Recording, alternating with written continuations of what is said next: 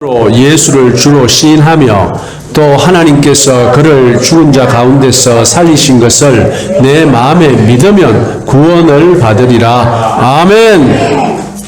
오직 예수님, 예수 그리스도의 은혜와 평강이 여러분의 영육간에 가정에 하시는 일에 충만하시기를 축원드립니다. 아멘. 오늘 이 본문의 말씀을 보면요, 12절 보세요. 그리스도께서 죽은 자 가운데서 다시 살아나셨다 전파되었거늘 너희 중에서 어떤 사람들은 어찌하여 죽은 자 가운데서 부활이 없다 하느냐, 이렇게 말하고 있습니다. 고린도 교인들 중에, 고린도 교인이니까 예수 믿는 사람들 아닙니까? 그런데 그 중에서 어떤 사람이 있었냐면은 부활이 없다.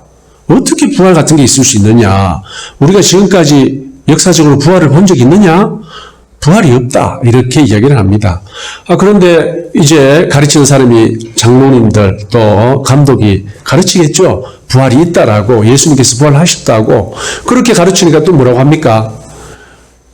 그건 믿을 수 없다. 이제 그 이야기를 하는 거죠. 그래서 이 문제도 이제 바울의 귀에 들어가게 된 겁니다. 이 바울 사도께서 이 고린도 전서를 보면요, 굉장히 많은 문제에 대해서 해결책을 제시합니다. 그러니까 이 고린도 전서를 가만히 읽어보면은 참 문제 많아요. 매우 문제 많아요. 정말 문제 많은 교회인데 사실 어느 시대나 문제 없는 교회는 없습니다. 오늘날도 마찬가지입니다. 오늘날도 굉장히 많은 문제를 교회가 안고 있습니다. 가장 큰 문제가 바로 이단 문제. 이단인지도 모르고 이단이 들어와서 거의 자기들이 정상인 것처럼 그렇게 활개치는 그러한 종교가 가장 큰 문제입니다. 그 뭐냐면은 이제 기독교 안에서 사회주의를 주장하는 세력들이죠. 이때는 그러한 세력들은 없었습니다. 사실 이단들은요, 시대가 변할 때마다 옷을 바꿔 입습니다. 그래서 초기 이단들 보면은, 아주 지금으로 생각하면요, 굉장히 단순한 이단들이었어요. 물론 문제 있는 이단이었지만, 지금은 그것에서 굉장히 분화하고 복잡하게 발달했습니다. 가면 갈수록 이단도 발달을 합니다. 본질은 같지만요. 자, 그런데 옛날에나 지금이나 마찬가지로 부활을 믿는 사람들이 많이 있을까요? 예수 믿는 사람들이? 예수를 믿는다면 당연히 부활을 믿어야겠죠. 그렇지만 실제는 그렇지 않습니다. 믿음이 없었든지 지식이 없었든지 여러 가지 이유로 해서 예수 믿으면서도 부활을 믿지 않는 사람들이 많이 있습니다. 우리나라는 이런 통계를 잘 안 냅니다. 이런 통계를 잘 안 내는데 미국 같은 데는 워낙 기독교가 발달한 나라니까 이런 통계를 잘 내요. 부활을 믿느냐, 천국을 믿느냐, 그러면서 여러 가지 성경에 나와 있는, 과학과 합리로 설명할 수 없는 초자연적인 그러한 현상들에 대해서 믿느냐라는 설문조사를 자주 합니다. 이제 학자들이 연구를 할 때 쓰죠. 그런데 거기 보면은요, 결과가 어떤가하면 반쯤이 안 믿는 걸로 나와 있습니다. 반쯤이. 예수 믿는 사람들 반쯤이 안 믿는 걸로 나와 있어요. 그런데 이것도 마찬가지로 옛날이나 지금이나 똑같습니다. 옛날 예수님, 지금 이때가 언제입니까? 오래지 않았거든요. 예수님 소문이 살아있는 사람, 그러니까 내가 직접 예수를 봤고 또 내가 직접 예수를 본 사람을 통해서 내가 들었다라는 사람들이 굉장히 많을 때입니다. 그런데도 믿지 않지 않습니까? 믿지 않아요. 그런데 오늘날은 어떻겠습니까? 오늘날도 마찬가지입니다.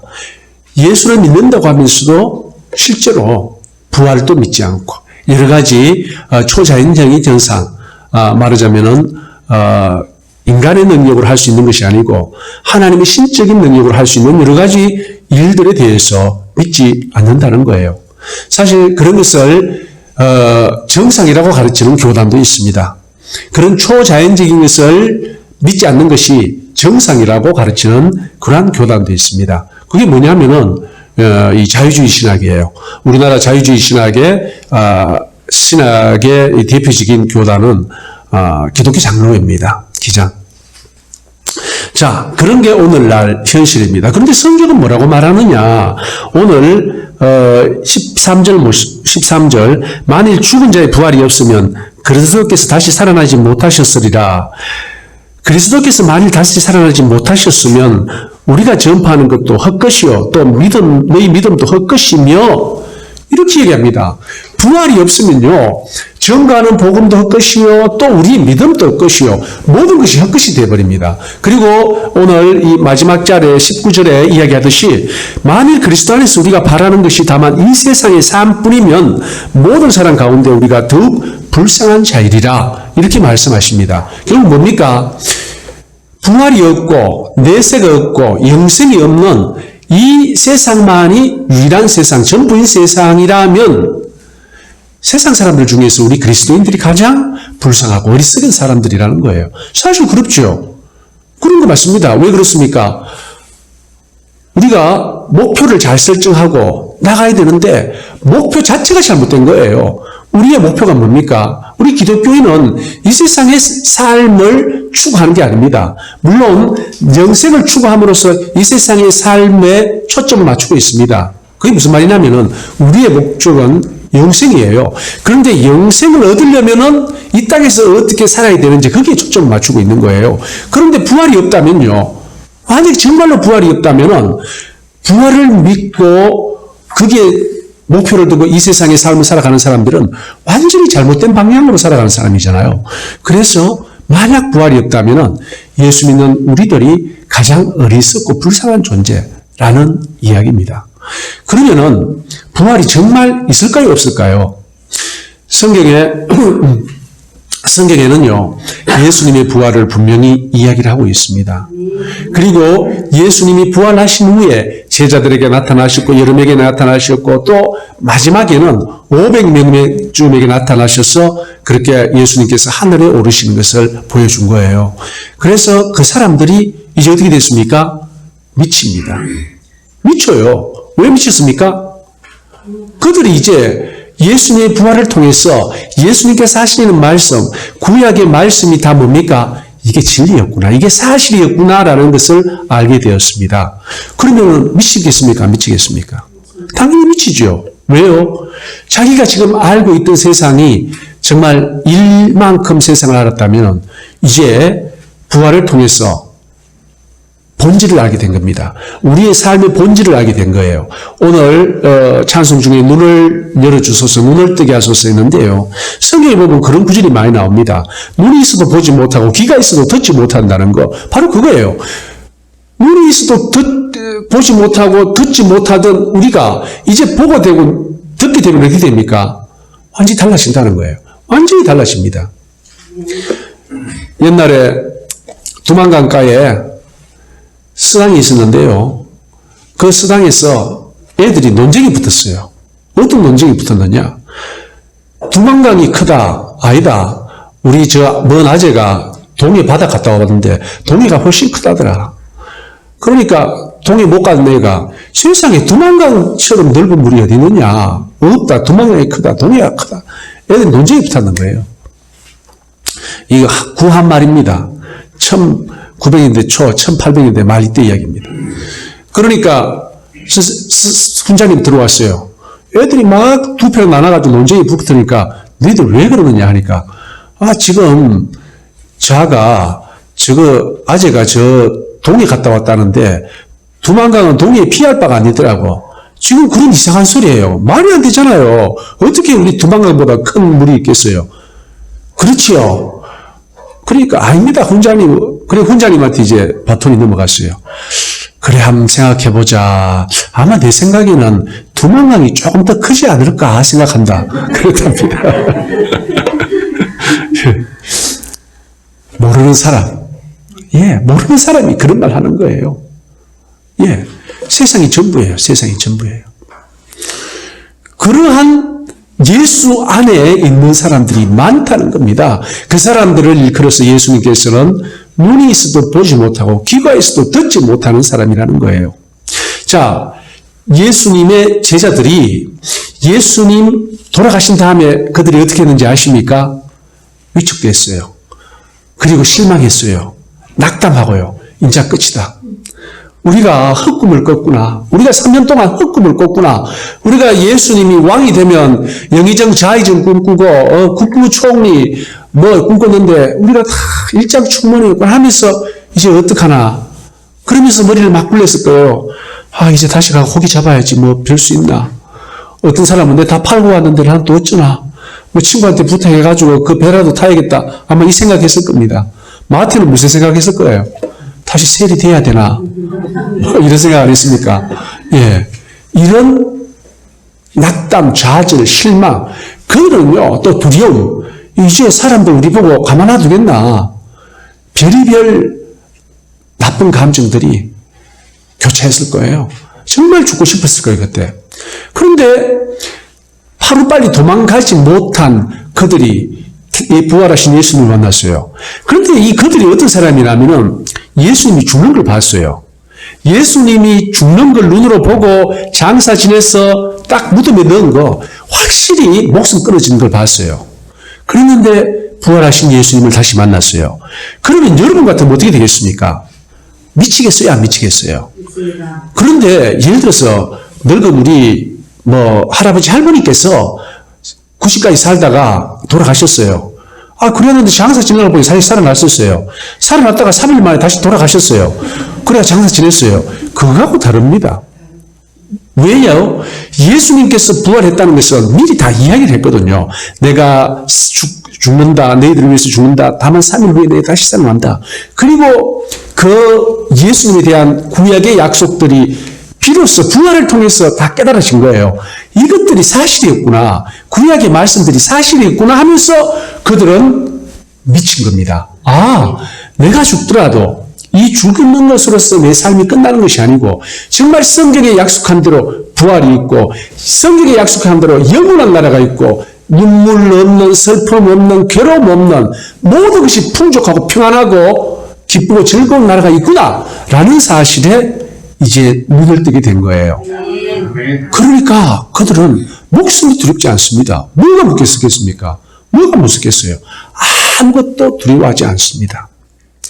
부잣집 아들이요, 돈 막 쓰지요. 예.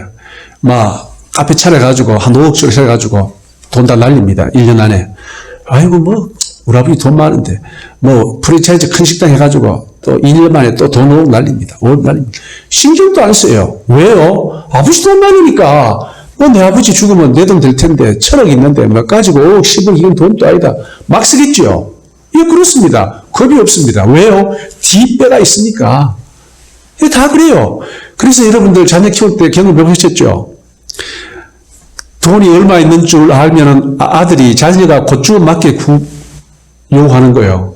돈 없을 때는 왜입니까? 요구도 작게 합니다. 선물도 작은 거, 용돈도 작게.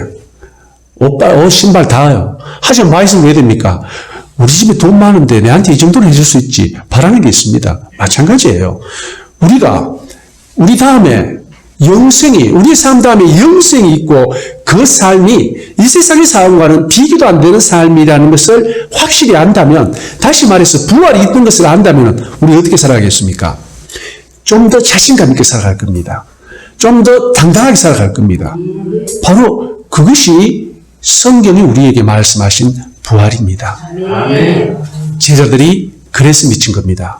제자들이 미친 이유는 부활을 목격했기 때문에 이제는 더 이상 미련 없고 두려움 없는 거예요. 사실 목숨에 두려움 없으면요, 겁나는 것 없습니다. 사람 중에 가장 무서운 사람이 어떤 사람이냐? 목숨을 두려워하지 않고 덤비는 사람이요. 그 사람이 가장 두렵습니다. 왜요? 그 사람은 자기 전력을 다하거든요. 자기 전력을 다해 싸웁니다. 왜 전력이 뭡니까? 목숨이죠. 목숨을 다해 싸웁니다. 그렇기 때문에 그런 사람들은 겁이 나요.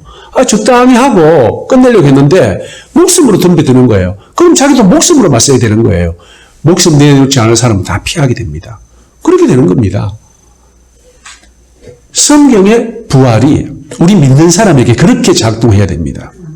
부활을 우리는 바라봄으로써 더 이상 이 세상의 삶에 두려움이 없어야 되고 이 세상의 것에 미련이 없어야 됩니다. 그래서 우리에게 항상 예수님께서 하신 말씀 뭡니까?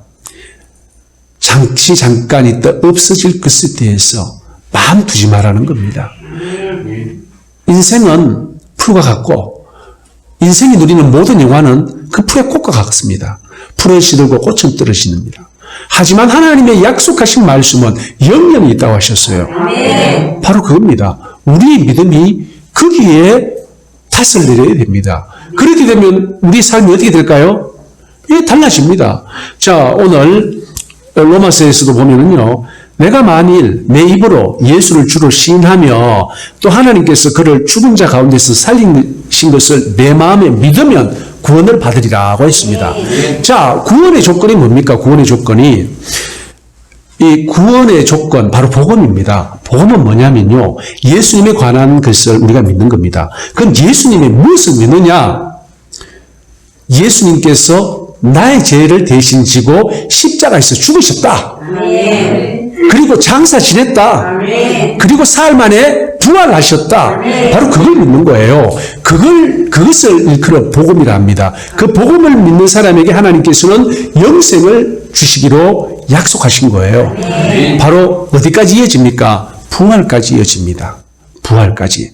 특별히 부활을 통해서 우리에게 무엇을 약속하십니까? 우리가 부활할 것이라는 것을 약속하시고 또 부활을 통해서 영원히 살 것이라는 것을 약속하시는 거예요. 그렇습니다.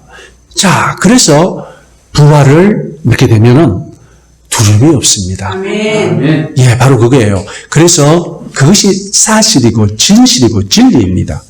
그런데 눈이 열리지 않는 사람은 그것을 바라보지 못하고 귀가 열리지 않는 사람은 아무리 부활을 이야기해도 그것이 가슴에 와닿지를 않는 거예요. 하지만 여러분들은 하나님께서 은혜를 베푸셔서 여러분의 눈을 여시고 귀를 여셔서 이 사실이 정말 여러분이 저를 보고 제가 여러분을 보듯이 명확하길 주의 이름으로 축원드립니다. 자, 그러면은 부활을 믿은 다음에 우리의 삶은 어떻게 됩니까? 부활을 믿은 다음에는요, 바로 부활을 믿은 다음에 삶의 표본을 보여주신 분들이 제자들입니다. 제자들만큼 부활하신 예수님과 밀접하게 만난 사람은 없어요. 그들이 닫힌 방에 있을 때 예수님께서 갑자기 나타나셨어요. 예, 이 부활한 예수님은 이제 공간을 초월해서 나타나십니다. 공간의 제약을 받지 않습니다. 물론 우리도 부활하면 그렇게 될 겁니다. 예, 우리도 부활하면 그렇게 될 텐데. 자, 그런 예수님을 누가 만났습니까? 제자들이 만났어요. 그리고 그때 마침 도마가 없었는데 나중에 예수님이 또 가신 후에 도마가 나타났어요. 야, 도마야, 우리 예수님 봤다. 우리 예수님 봤다고? 그래, 우리 예수님 봤다. 또 다 거들겠죠. 야, 그런 말도 안 되는 소리 하지 마라. 어떻게 죽은 사람이 다시 살아나냐? 나는 못 믿는다. 내가 그 예수님의 손자국 내가 만져보고 창자국 내가 만져보기 전에는 못 믿는다. 이렇게 나오는 거예요. 집단적으로 뭐 환상을 봤다든가 뭐 정신이 나갔다든가 그렇게 생각했죠. 그 도마를 위해서 예수님께서 직접 나타나 주셨어요. 이건 무슨 말이냐? 우리에게도 동일합니다. 오늘 우리 부활에 대한 믿음 없습니까? 솔직히 예수님에게 고백하십시오. 예, 누구처럼요? 도마처럼. 나는 못 믿겠습니다, 예수님. 예수님이 다시 살아나셨다는 걸 저는 못 믿습니다. 정말 도마에게 나타나셨듯이 저에게도 손자국의 상처, 옆구리에 창자국 보여주십시오. 그러면 제가 믿겠습니다.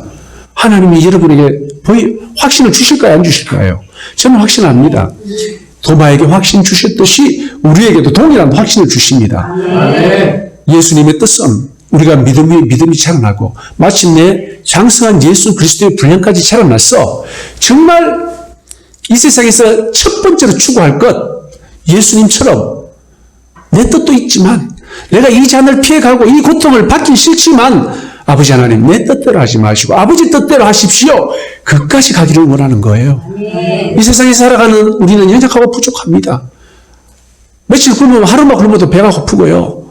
예, 나이가 들면요, 이불 안 덮으면 추워서 못 잡니다. 그게 우리의 연약하고 부족함이에요. 그것을 예수님 다 아십니다. 하지만 연약하고 부족함을 그대로 인정하고 예수님께 나아갈 때 예수님은 우리를 용납해 주십니다. 이해해 주시고 그분이 참으로 살아계시고 부활해서 살아계신다는 사실을 우리로 하여금 깨닫게 해주신다는 거예요. 그래서 우리의 믿음을 그분과 같이 닮아가도록 조금씩 우리를 변화시켜 주십니다.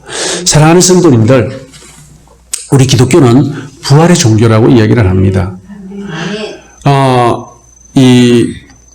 여러분들 장사 지내는데 장사가 아니고 장례식장에 많이 가보셨을 겁니다. 저도 장례 예배를 여러 번 주관을 했는데 장례 예배의 초점은 특히 우리 믿는 사람들의 장례 예배의 초점은 뭐가 되겠습니까? 당연히 부활입니다. 부활이고 또 거기에 믿는 모든 자녀들, 모든 친족들은 부활해서 자기의 사랑했던 사람을, 먼저 보내는 사람을 다시 만난다는 거예요. 그리고 죽는 사람은 어떻게 됩니까? 그분이 정말 예수 그리스도 안에서 돌아가신 분이라면은 죽은 게 아니라는 거예요. 슬픈 거, 괴로운 게 아니고 예수 그리스도 안에서 참으로 쉬고 있다는 거예요. 평안을 얻고 안식을 누리고 있다는 것이 성경의 가르침입니다. 언제까지요? 부활의 그 아침까지. 부활의 그 아침을 기다리며 안식을 누리고 있는 것이 성경의 가르침입니다. 부활을 믿는 우리는 이제 죽음을 바라보는 눈도 달라져야 됩니다. 우리 사랑하는 사람이 돌아가셨다면은, 하나님께서 내 아버지, 내 어머니, 아니면 내 사랑하는 사람에게 이제 참으로 안식을 주셨구나, 라는 사실을 우리는 인정해야 됩니다. 죽음이 다 나쁜 건 아니에요. 죽음이 다 나쁜 건 아니에요. 예수님의 예수님은 죽음은 위대한 죽음이었습니다. 많은 사람들을 구원할 죽음이었어요. 마찬가지로 예수 안에서의 죽음은 참으로 평안과 안식이 그를 따릅니다. 그리고 마침내 부활이 기다립니다. 사랑하는 성도님들, 부활을 바라보는 신앙이 되려면요, 이제 세상이 새롭게 보여야 됩니다. 삶과 죽음의 문제도 새롭게 보여야 됩니다.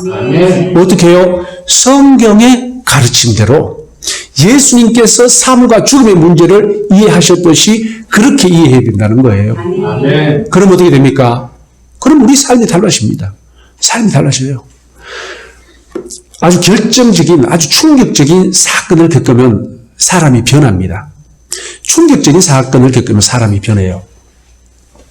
여러분 주위에서도 어떤 충격적인 사건을 겪고 사람이 극적으로 변한 그런 경우를 보신 경우도 있을 겁니다. 너무나 가슴 아픈 충격적인 일을 겪으면은 미쳐버릴 수도 있고요. 말을 잃어버릴 수도 있습니다. 그건 좀 아주 부정적인 쪽이고, 그것이 아니고 아주 좋은 쪽으로 충격적인 일을 겪으면은요, 사람이 그 이후의 삶이 완전히 바뀝니다. 왜요? 새로운 세상을 봤기 때문에. 대표적인 경우가 누가 있냐면요, 우주 비행사들입니다. 우주인들. 우주인들은 뭐냐면은요, 비행기를 타고 비행선을 타고 지구 바깥으로, 그러니까 대기권 바깥으로 나가본 사람들을 다 우주인이라 그래요. 그들이 누구냐면 조종사. 그런데 어떤 한 분이 우주를 경험했던 사람들의 삶이 어땠는지 연구를 했습니다. 왜냐하면요, 한번 생각해 보십시오. 여러분들, 우리가 살고 있는 이 땅덩어리, 우리가 보는 하늘, 너무나 제한되어 있잖아요. 그런데 여러분이 비행기를 타고 높이 날아가가지고 마침내 저 지구 바깥으로 나가서 이 지구를 우리가 달 보듯이 보면 어떻게 될까요? 물론 달보다는 훨씬 더 크게 보이죠? 어마어마하게 크게 보일 겁니다. 아마 여러분들 어떤 느낌이 들까요? 아주 새로운 느낌이 들 겁니다. 너무나 신비한 경험일 겁니다. 그래서 그분 책에 의하면은 우주를 경험했던 사람들의 삶은 그 이후에 거의 180도로 다 바뀌어버렸어요. 극적으로 변해요. 극적으로. 어떻게 변합니까? 어떤 사람은요, 이렇게 변합니다. 저 아름다운 지구, 보스꽃 같은 지구, 내가 지켜야지. 환경운동가로 변해요. 어떤 사람은 거기서 뭘 만납니까? 이것은 사람이 작품이 아니다. 신이 없으면 저런 게 있을 수 없다. 목사가 됐어요. 내려와가지고. 공부를 해가 목사가 됐어요.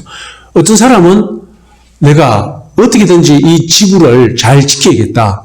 그래서 정치인이 되고요. 그러니까 그 이후의 삶이 극적으로 다 변했어요. 한 사람은 미친 사람도 있다고 합니다만은. 그렇게 직접 인터뷰를 하고 찾아다니면서 그 사람들의 삶이 어떻게 변했는지 그렇게 기록한 책이 있어요. 이게 무슨 말합니까? 극적으로 변한다는 거예요. 자, 한번 보십시오. 지구 바깥에서 나가서 봐도 그렇게 극적으로 변하는데, 만약에 이 지구와 같은 별들을 헤아릴 수 없이 많이 창조한, 태양계를, 은하계를, 우주를 창조한 하나님의 실체를 경험하고, 그분이 나를 사랑하고, 나를 위하여 대신 죽어주셨다는 사실, 그리고 그분이 내가 이 땅에서 죽더라도 다시 살리신다는 사실, 그 사실을 우리가 실제로 깨달아 알게 되면 우리 삶이 어떻게 변할까요? 그것을 깨달아 알면요, 삶은 100% 변하게 되어 있습니다. 변하지 않으면 그게 무슨 말입니까? 깨닫지 못하고 경험치 못했다는 이야기입니다. 그 놀라운 우주적인 사건을 경험하면요, 안 변할 사람이 누가 있겠습니까? 100% 변합니다. 안 변하는 건 뭡니까? 그러한 하나님을 만나지 못했다는 겁니다. 사랑하는 성도님들, 바로 부활이 그게 핵심입니다. 그 사건의 핵심이 바로 부활입니다. 그래서 우리 기독교인의 신앙은 부활신앙이라고 이야기를 하는 것입니다. 사랑하는 성도님들, 여러분들은 이미 부활을 소유했습니다. 이미 예수 그리스도 안에서 부활한 분들입니다. 그래서 에베소에서는 뭐라고 말하느냐? 우리는 지금 어디 있다고요? 하늘 보좌 우편에 계신 예수 그리스도 그분 안에 우리가 지금 그분 안에 있어요. 예수 그리스도 안에는 시간이 개념이 없습니다. 시간을 초월하는 분이에요. 우리가 그분을 믿는 즉시 우리는 이미 부활한 존재들입니다. 다만 지금 우리가 이 땅에 밟고 살아가고 있다지만 이미 부활은 우리의 소유고 천국은 우리의 소유고 예수 그리스도 안에 우리가 거하고 있다는 거예요. 바로 성경은 끊임없이 우리에게 이 믿음을 가지라고 이야기를 합니다. 이 믿음을 가지면은 우리는 세상이 새롭게 보입니다. 그리고 우리의 삶이 달라집니다. 어떻게 해요? 말씀에 순종하고 말씀을 높이고 성령님의 인도함을 받는 삶으로 완전히 변한다는 거예요. 사랑하는 성도님들, 이 복음에 눈을 떠서 정말 흔들리지 않고 망설이지 않고 주저하지 않고 세상 것에 욕심내지 않고 진리만 바라보고 예수만 바라보고 말씀만 바라보고 성령만 바라보고 나아가는 주의 자녀 다 되시기를 예수님의 이름으로 축원드립니다. 아멘. 할렐루야. 아버지 하나님 감사합니다. 전능하신 아버지 하나님을 찬양합니다. 예수님은 우리를 위하여 부활하셨습니다. 부활을 통하여 우리에게 부활의 첫 열매가 되시고 우리를 부활케 하실 그런 계획을 주님께서는 세우셨습니다. 사랑과 제가 풍성하신 아버지 하나님 감사합니다. 저희 모두 비록 이 땅에 살아가고 있지만 부활은 우리 거요. 우리의 신분은 하늘 보좌 우편에 계신 예수 그리스도 아니라는 사실을 분명히 깨달아 알게 해 주시옵소서. 예수 그리스도 이름 받들어 기도드리옵나이다. 아멘.